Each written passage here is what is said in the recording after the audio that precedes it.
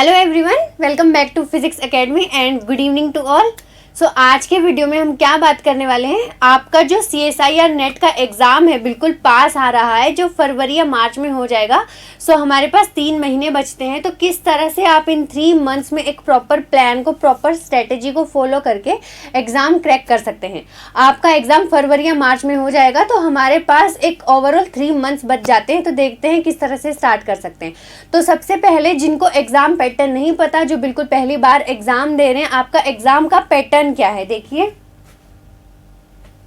आपके एग्जाम में 3 सेक्शन होते हैं, part A, part B and part C. Part A में आपके टोटल 20 क्वेश्चंस होते हैं, जिसमें से आपको सिर्फ 15 क्वेश्चन करने होते हैं और आपका जो एक क्वेश्चन है 2 मार्क्स का है। सो आपका जो सेक्शन ए है वो, यानी हमारे पास अगर 15 क्वेश्चंस करने हैं तो आपका सेक्शन ए जो है 30 मार्क्स का हो गया यहाँ पे। जो आपका पार्ट बी है उसमें 25 क्वेश्चंस होते हैं और जिसमें से आपको 20 क्वेश्चंस अटेम्प्ट करने होते हैं। देखिए, आपको 25 क्वेश्चंस होते हैं, 20 क्वेश्चंस अटेम्प्ट करने होते हैं। आपका जो एक क्वेश्चन है 3.5 मार्क्स का है। सो हमारा सेक्शन बी कितने मार्क्स का हो गया? टोटल 70 मार्क्स का हो जाता है। आपका सेक्शन ए जो है 30 मार्क्स का है, सेक्शन बी 70 मार्क्स का है। आपके सेक्शन सी में 30 क्वेश्चंस होते हैं, जिसमें से आपको 20 क्वेश्चंस करने होते हैं और आपका एक क्वेश्चन जो है 5 मार्क्स का होता है, यानी आपका सेक्शन सी जो है वो आपका यहाँ 100 मार्क्स का हो जाता है। So section A for 30 marks, section B 70 marks and section C is of 100 marks. ये आपका एग्जाम पैटर्न है। देखिए, नेगेटिव मार्किंग यहाँ पे सेक्शन ए में पर क्वेश्चन आपका 0.5 मार्क्स है, सेक्शन बी में जो है 0.875 है और आपका सेक्शन सी में 1.25 मार्क्स की आपकी नेगेटिव मार्किंग है। यानी किसी भी सेक्शन में ऐसा नहीं है कि नेगेटिव मार्किंग नहीं हो, हर आपके एक एक क्वेश्चन की नेगेटिव मार्किंग होगी यहाँ पे। आपका जो सेक्शन ए है यहाँ पे वो जनरल एप्टीट्यूड का होता है। जनरल एप्टीट्यूड के क्वेश्चंस होते हैं यहाँ। जो आपका सेक्शन बी है उसमें ग्रेजुएशन तक आपके क्वेश्चन होते हैं। जो आपका लेवल होता है वो ग्रेजुएशन तक का होता है।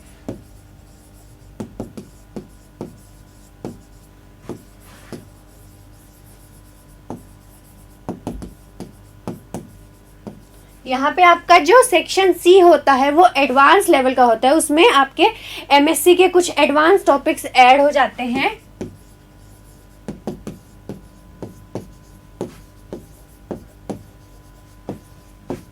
जैसे आपने ग्रेजुएशन में क्वांटम मैकेनिक्स पढ़ी है, सो उसका एडवांस में आपका जो MSc में पढ़ते हैं पर्टर्बेशन थ्योरी हो गया, स्कैटरिंग हो गया। देखिए, मैं यहाँ पे टॉपिक्स एग्जाम्पल के लिए मेंशन कर देती हूँ। Perturbation theory, scattering, particle physics आ गया, आपका डिजिटल इलेक्ट्रॉनिक्स आ गई।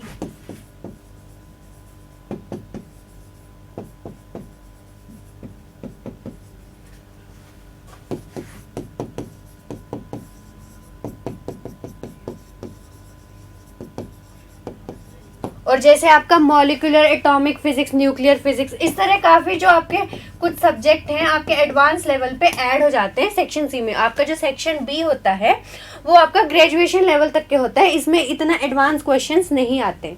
तो ये आपका एग्ज़ाम पैटर्न था। अब बात करते हैं कि 3 महीने में किस तरह से आप तैयारी कर सकते हैं। देखिए, अगर हमारे पास 6 मंथ्स होते हैं, हमारी तैयारी स्टार्ट करने के 2 मेथड होते हैं। पहला होता है सिलेबस को उठा लो। क्या करते हैं, कैसे स्टार्ट करते हैं किसी भी एग्जाम के लिए? सबसे पहले उस एग्जाम का पैटर्न देखते हैं, सिलेबस देखते हैं। पैटर्न हमने डिस्कस कर लिया, आप सिलेबस उठा लो, थ्योरी करो और साथ में लास्ट में प्रीवियस ईयर करो। बट क्योंकि आपके पास पूरा टाइम नहीं है, हमारे पास 6 महीने या फिर कुछ बच्चे 1 साल के लिए भी पूरा प्रिपेयर करते हैं।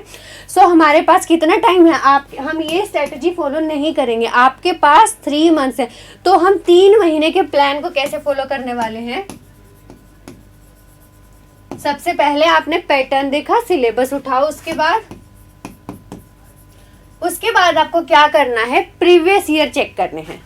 सिलेबस के तुरंत बाद आपको प्रीवियस ईयर करने हैं, जहां से आप स्टार्ट करना चाह रहे हैं 2011-12 जिस भी ईयर से।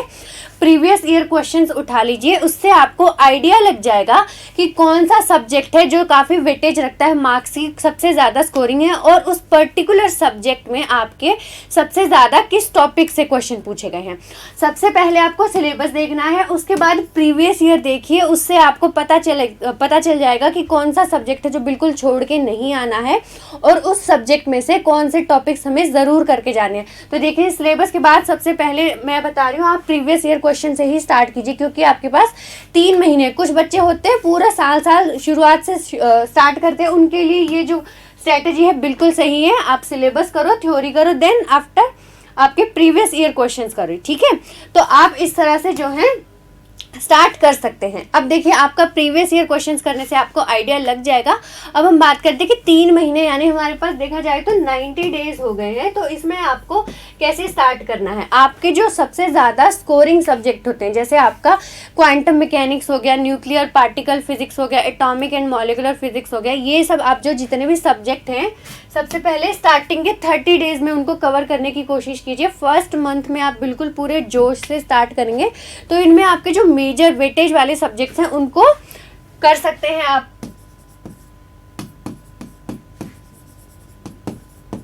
3 to 4 सब्जेक्ट्स को जो है कवर करने की कोशिश कीजिए। आप नेक्स्ट मंथ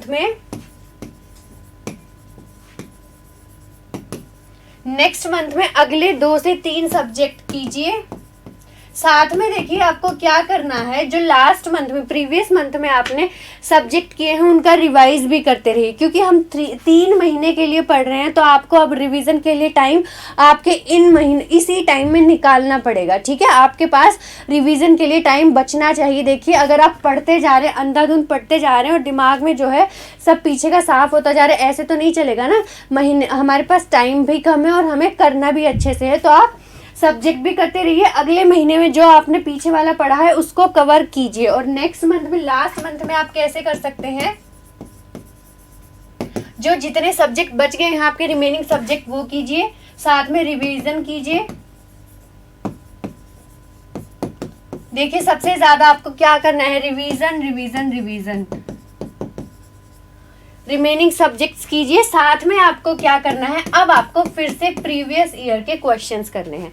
आपने कंप्लीटली उसके अकॉर्डिंग पढ़ाई कर ली, प्रीवियस ईयर क्वेश्चन कीजिए। साथ में आपको जितना हो सके प्रैक्टिस करनी है। देखिए, अब आपके ये थ्योरी यहाँ पे ऐसा नहीं है कि हमने एक सब्जेक्ट उठा लिया है, अब उसके अकॉर्डिंग, जैसे हमने ईएमटी ले ली है या फिर क्वांटम मैकेनिक्स के लिए आज बैठ के जेटीली खत्म कर देंगे पूरा, ऐसे नहीं करना है। अब आपको एग्जाम पॉइंट ऑफ व्यू से करना है, यानी जितना हो सके क्वेश्चंस की प्रैक्टिस करनी है। जो आपके कॉन्सेप्ट क्लियर होते हैं वो आपके, जैसे अगर किसी इंटरव्यू के लिए प्रिपेयर करें, जैसे आपका TIFR का एग्जाम हो गया, बार का एग्जाम हो गया, इन सब के लिए आप अच्छे से बिल्कुल कॉन्सेप्ट क्लियर करके जाइए। बट हम यहाँ नेट में क्वेश्चंस की जरूरत है, जितने ज्यादा हो सके आपको क्वेश्चंस की प्रैक्टिस करनी है।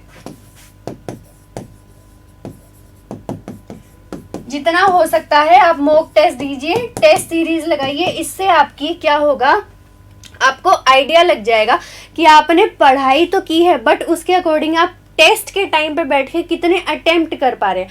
क्योंकि आप सबको पता है, जो बच्चे पूरा यहाँ पे नेट की बात नहीं कर रही हूँ, किसी भी एग्जाम में बच्चे पूरा साल पढ़ के जाते हैं, बट टेस्ट वाले दिन, जिस दिन आपका एग्जाम होता है, आपका माइंड जो होता है किसी और ही फेज में होता है। सो उसके अकॉर्डिंग आप जो है टेस्ट सीरीज को ज़रूर दीजिएगा। आपको आइडिया लग जाएगा कि अगर हमने 100% दिया है, पढ़ाई की है, तो आप कितना % पेपर में कवर कर पा रहे हैं। ऑब्वियसली आप पूरे पेपर को उस टाइम पे सॉल्व नहीं कर पाते हैं, तो आपको आइडिया लग जाएगा कितने क्वेश्चन कर पा रहे हैं। पहला टेस्ट दीजिए, अगर आपके कम क्वेश्चन अटेम्प्ट होते हैं, दूसरा दीजिए, आपका जो है इम्प्रूवमेंट अपने आप आपको दिखेगा।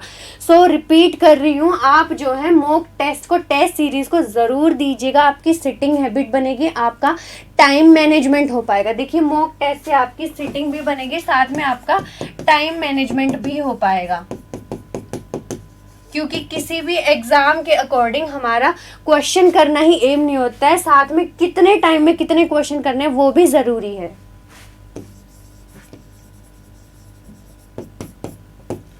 सो जितना हो सकता है आप मॉक टेस्ट को भी कीजिए। कैसे करना है, आप सिलेबस को उठाइए, प्रीवियस ईयर क्वेश्चंस देखिए, उससे आप पूरा आइडिया ले सकते हैं। कौन सा आपको पता भी होगा पहले भी कौन से हमारे स्कोरिंग सब्जेक्ट होते हैं। आपका क्वांटम मैकेनिक्स है, पार्टिकल फिजिक्स है, न्यूक्लियर फिजिक्स है, आपकी इलेक्ट्रोमैग्नेटिक थ्योरी है, मैथमेटिकल फिजिक्स है, इलेक्ट्रॉनिक्स, ये आपके कितने इंपॉर्टेंट जो हैं सब्जेक्ट हैं और इनके अंदर कौन से आपके इंपॉर्टेंट टॉपिक्स हैं वो आपको पता चल जाएगा। सो प्रीवियस ईयर को देख के आप स्टार्ट कीजिए। आपको इतना कुछ करना है, आपको पहले महीने में सबसे ज़्यादा मेजर सब्जेक्ट्स उठाइए, उनको कवर कीजिए। नेक्स्ट मंथ में आप पिछले 1-2 से 3 सब्जेक्ट को ज़रूर रिवाइज कीजिए, प्लस आपको नए सब्जेक्ट भी पढ़ने हैं और आपको लास्ट मंथ में सारा पढ़ देना है, रिवाइज भी करना है, आपको प्रीवियस ईयर क्वेश्चंस भी करने हैं। देखिए हर एग्ज़ाम पॉइंट ऑफ व्यू से हम बार बार बताते हैं प्रीवियस ईयर बहुत ज़्यादा इंपॉर्टेंट होते हैं। हर एग्ज़ाम में आपका या तो क्वेश्चंस रिपीट हो जाते हैं, अगर क्वेश्चन रिपीट नहीं हो रहे तो आपका जो कॉन्सेप्ट है वो ज़रूर रिपीट होता है। सो इसलिए हर एग्ज़ाम के लिए प्रीवियस ईयर क्वेश्चन बहुत ज़रूरी होते हैं। जितने ज़्यादा हो सके प्रैक्टिस कीजिए क्वेश्चंस की, ज़्यादा थ्योरी के कॉन्सेप्ट क्लियर करने में मत रह जाना, क्योंकि हम किस अकॉर्डिंग पढ़ रहे हैं, हमारे पास 3 महीने बचे हैं और आपको साथ में जो है टेस्ट सीरीज भी करनी है। सो इसके अकॉर्डिंग जो है आप अपनी सिक्योर कर सकते हैं एक अच्छी रैंक। आपका नेट जो है ज़रूर क्लियर होगा, क्योंकि देखिए आपको इतना कुछ करना है 3 महीने के अंदर, तो ऑब्वियस सी बात है आपका जो अब फ्रीक्वेंसी वो ज़्यादा होनी चाहिए, आपकी सिटिंग जो आपकी है वो बहुत ज़्यादा होगी। आपको लगातार दिन में काफ़ी आवर्स को, क्योंकि हर बच्चे की अपनी अलग अलग कैपेसिटी होती है। कोई बच्चा जो होता है ज़्यादा जल्दी कैच कर लेता है जो कॉन्सेप्ट है, कुछ बच्चे को टाइम भी लगता है उसको पढ़ने में। सो उसके अकॉर्डिंग आप जितना ज़्यादा हो सकते हैं प्रैक्टिस कीजिए, 3 महीने में आप ज़रूर कर पाएंगे। सो ये हमारी एक स्ट्रेटजी थी। अब देखिए अगर आप बात कर लेते हैं कि पेपर को कैसे अटेम्प्ट कर सकते हैं आप। आपके पेपर में 3 पार्ट है यहाँ पे। जो पार्ट ए है आपका वो जनरल एप्टीट्यूड था,